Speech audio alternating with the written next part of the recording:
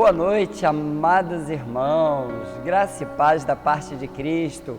Mais uma vez estamos aqui reunidos, eu aqui gravando este estudo com vocês e vocês aí na sua casa, e nós damos continuidade hoje à nossa reflexão, à nossa meditação, o nosso aprendizado sobre bênção ou maldição. Você escolhe. Você tem a oportunidade de escolher, ou seja, a escolha é sua. O que você quer para a sua vida? Nós iniciamos semana passada, nós iniciamos lendo então o texto de Josué, capítulo 8, do verso 30 até 35, e hoje nós vamos dar prosseguimento.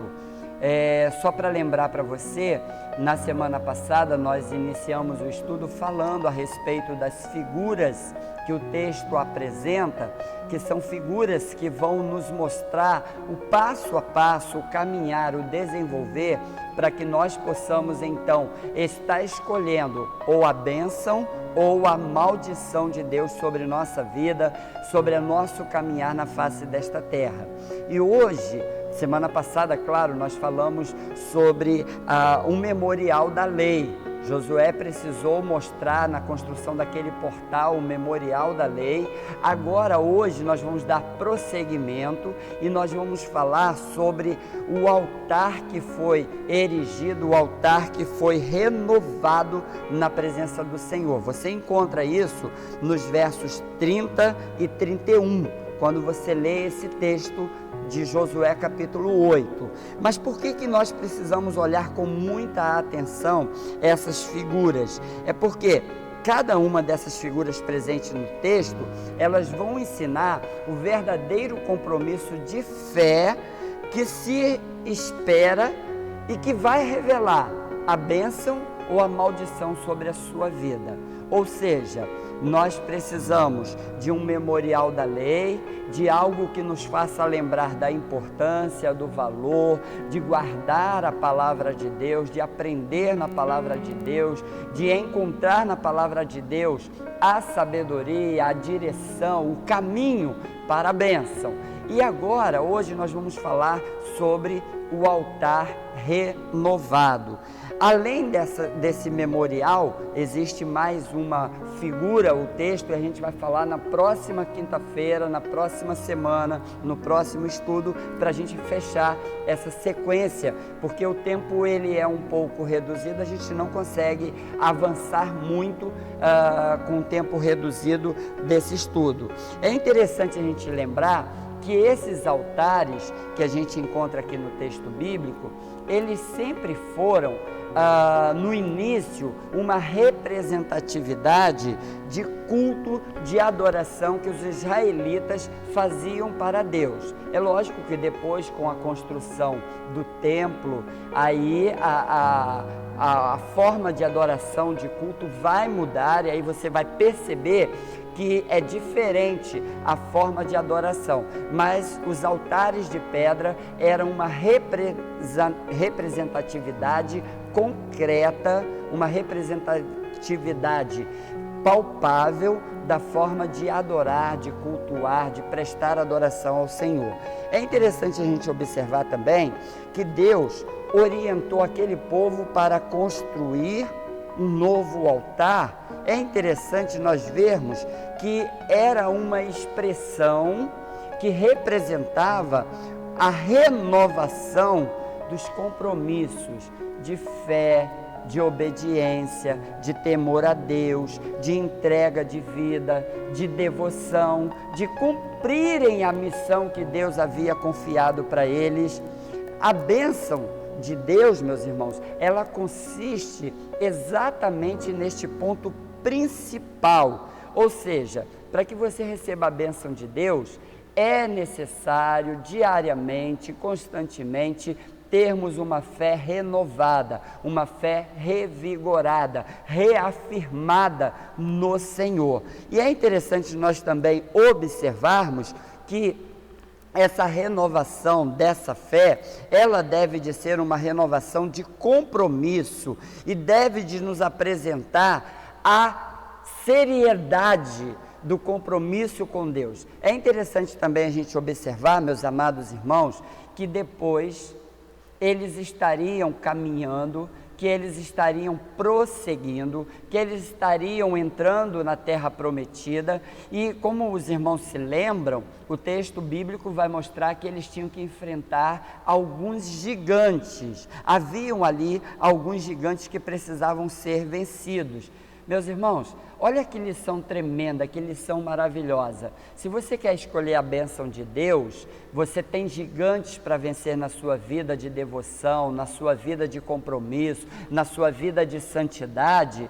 Nada melhor do que você estar renovando o seu altar de adoração, renovando a sua fé, o seu compromisso, a sua entrega, a sua devoção ao Senhor diariamente. Os gigantes existem, eles podem ser derrotados, mas como vencer se você não renova, se você não renova a sua fé, o seu compromisso, a sua aliança com Deus? É importantíssimo que haja então essa renovação. Aquele altar que foi redigido, foi erigido, é importante nós lembrarmos que eles eram para oferecer os holocaustos, que eram as ofertas pelo perdão dos pecados, e era um momento que eles tinham que revisar a vida deles diante de Deus. Eles tinham que olhar como estava a vida deles diante de Deus. E tinha também um outro propósito, que eram as ofertas pacíficas, que eram ofertas de louvor. É interessante a gente observar, meus amados irmãos, que essas figuras todas nos remetem, assim como eles tinham os vasos que derramavam os óleos sobre o holocausto, é necessário também, você que quer escolher a bênção, você que quer escolher a segurança do caminho do Senhor, de renovar a sua fé, renovar o seu altar, você deve de estar também com o seu coração cheio de alabastro, cada vez mais, para que você possa então escolher a bênção de Deus sobre a sua vida. Tem um fato interessante a respeito desse altar que nós precisamos lembrar, é que esse altar deveria ser feito de pedras que não poderiam ser trabalhadas, não poderiam ser cortadas por nenhuma outra ferramenta. Quer dizer que eram pedras de tamanhos diferentes, pesos diferentes, formatos diferentes, e deveriam ser equilibradas, ajuntadas, arrumadas. E essa figura nos remete à igreja hoje.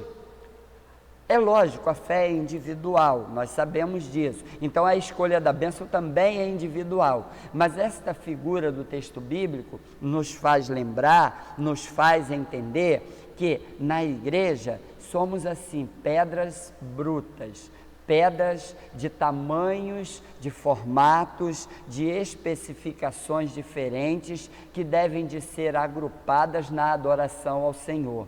Olha o desafio! Olha que coisa tremenda, agrupar pessoas diferentes, gostos diferentes, culturas diferentes, todas em torno de um só propósito, a escolha da bênção.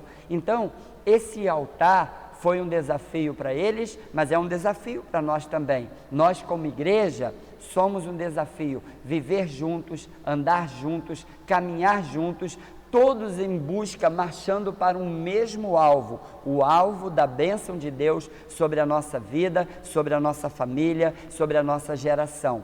E aí a gente pode entender também, irmãos, que quando esse texto nos apresenta essa figura do altar, é importante nós entendermos que Deus estava ensinando para eles e ensinando para nós nos dias de hoje que a construção desse altar, ou seja, a devoção, a consagração, a adoração a Deus, é um desafio constante. Nós convivermos os diferentes juntos, trabalhando para a glória do Senhor. E isso reflete o compromisso que a gente tem como pedras vivas, que nos desafia nessa nossa convivência. O Deus vivo querendo que as pedras vivas estejam reunidas e deixe que Ele nos lapide, que Ele nos aglomere ou nos ajunte ou nos coloque na posição adequada. Você já parou para perceber que muitas vezes a gente quer ir para a direita e Deus está nos forçando a ir para a esquerda ou para o centro, queremos ir em frente e às vezes Deus está mandando parar, é porque Deus, Ele sabe realmente o que tem lá na frente, o que é melhor para nós, e por isso Ele vai arrumando, e nós precisamos aprender essa lição, precisamos vivenciar, experimentar essa lição.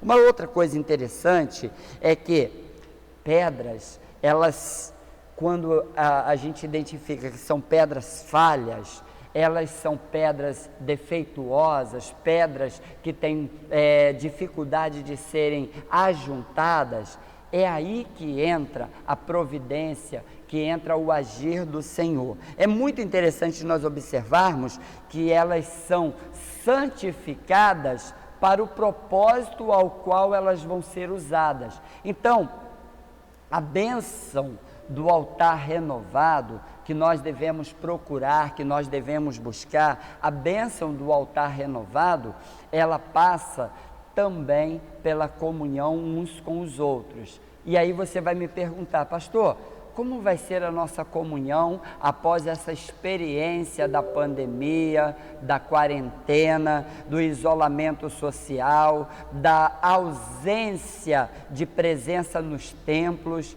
Nós estamos há 4 meses sem estarmos nos reunindo concretamente. Aí talvez você vai perguntar, pastor, alguns vão escolher a maldição, não vão querer voltar mais a congregar.